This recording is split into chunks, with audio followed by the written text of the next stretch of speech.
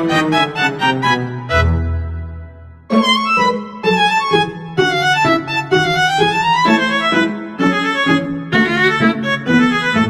with the bands. Pose with the pose with the pose with the bands. Pose with the pose with the pose with the bands. Pose with the bands. Pose with the bands. Pose with the pose with the pose with the bands. Assalamualaikum warahmatullahi wabarakatuh. Halo semua, selamat siang, pagi, sore, malam, dimanapun kalian berada. Sudah apa? Sudah makan belum? Oke, udah, terima kasih. Jadi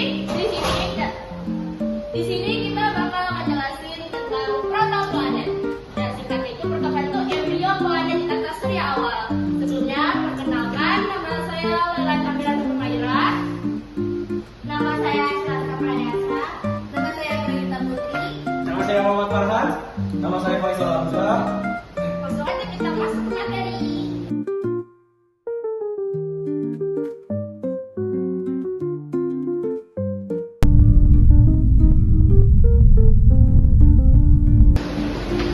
Nah, sebelumnya di sini kita bakal ngejelasin apa sih protoplanet, cakram protoplanet, proses pembentukannya, protoplanet dalam konteks tata surya modern, dan yang terakhir kesimpulannya.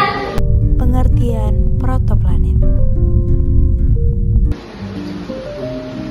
Oke, kita masuk ke materi pertama, yaitu apa sih itu protoplanet?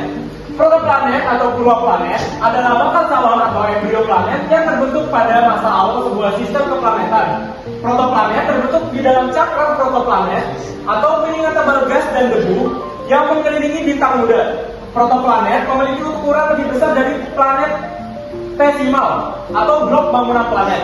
Masanya berkisar antara 10 pangkat 22 hingga 10 pangkat 23 kg dengan diameter ribuan kilometer, seukuran bulan hingga Mars. Protoplanet adalah tahap menenang itu yang krusial sebelum materi-materi tersebut akhirnya menyatu menjadi planet yang matang seperti yang kita kenal sekarang.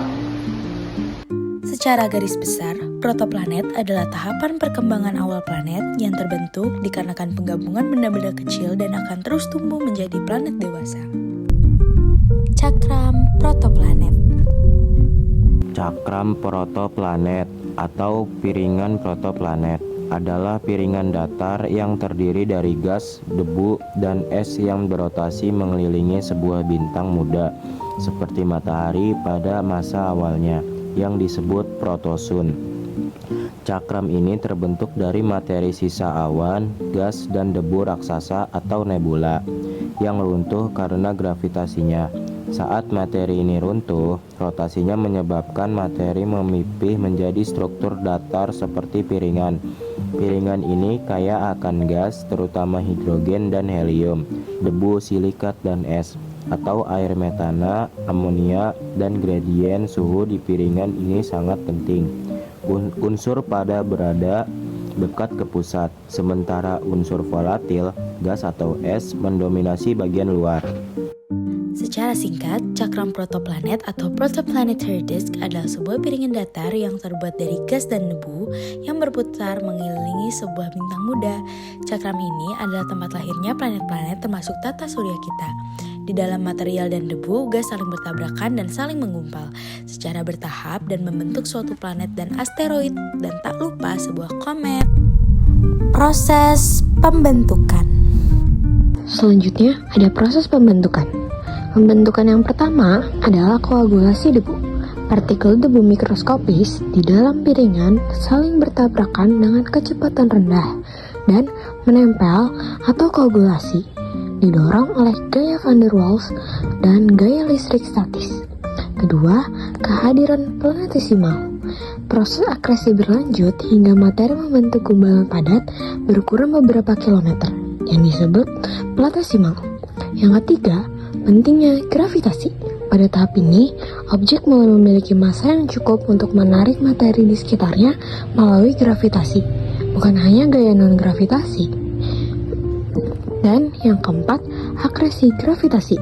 Platesimal yang lebih besar memiliki tarikan gravitasi yang kuat, maka secara efisien menarik dan bertabrakan dengan planetesimal dan materi bebas lainnya. Selanjutnya, nomor 5, penggabungan atau merger.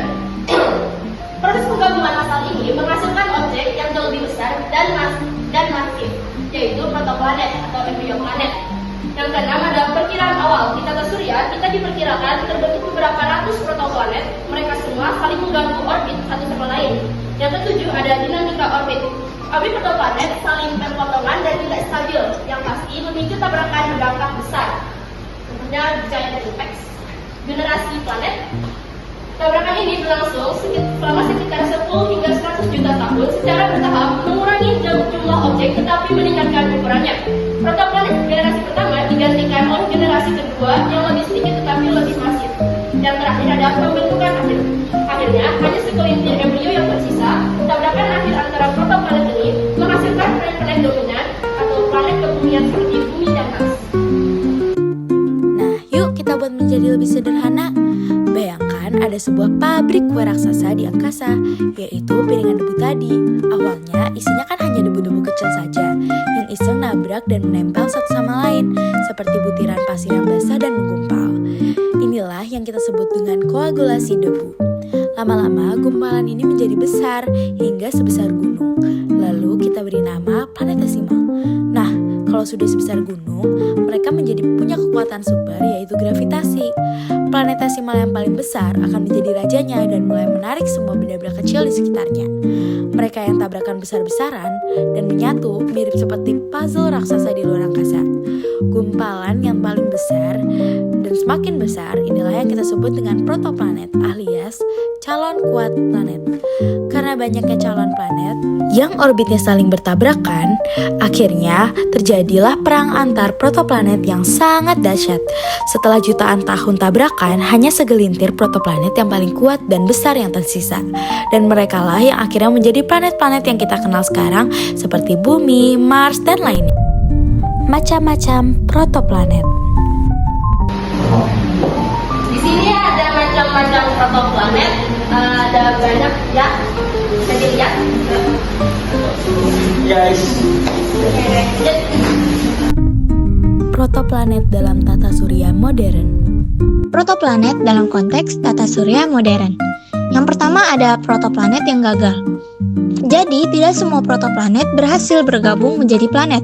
Beberapa di antaranya tetap bertahan sebagai objek purba. Lalu yang kedua ada asteroid besar. Benda-benda terbesar di sabuk asteroid seperti Ceres kini diklasifikasikan sebagai planet kerdil dan juga sering dianggap sebagai sisa-sisa protoplanet. Yang ketiga ada objek trans-Neptunus. Beberapa objek di luar Neptunus atau sabuk Kuiper termasuk Pluto memiliki karakteristik fisik yang mirip dengan protoplanet yang terhenti pertumbuhannya. Kesimpulan. Nah, jadi dari semua materi yang tadi sudah dijelaskan, di sini ada kesimpulannya. Protoplanet adalah tahap kunci yang menjembatani partikel debu dan planet raksasa melalui proses akresi dan tabrakan berdampak besar. Studi protoplanet dan sisa-sisanya memberikan petunjuk kunci tentang komposisi kimia, suhu, dan proses dinamika yang terjadi pada masa-masa awal tata surya. Penemuan cakram protoplanet sekitar bintang lain atau exoplanet mengkonfirmasi bahwa proses pembentukan ini adalah mekanisme yang universal di seluruh galaksi. Setelah semua tabrakan dan penggabungan itu, kini kita sudah tahu bumi atau rumah kita dulunya hanyalah sebuah protoplanet yang panas dan liar.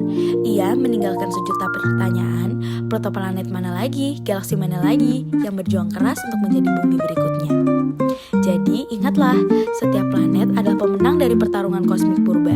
Protoplanet adalah embrio yang tangguh yang berani menabrak satu dan menyatu berjuang melawan kekacauan alam semesta demi satu tujuan, menjadi dunia. Kisah pembentukan planet adalah kisah tentang kekuatan, gravitasi, dan kelahiran sejati. Oke guys. Terima kasih yang sudah memperhatikan presentasi kita dari awal. Kurang lebihnya mohon maaf jika ada salah kata. Kami dari kelompok Protoplanet mengucapkan terima kasih dan wassalamualaikum warahmatullahi wabarakatuh.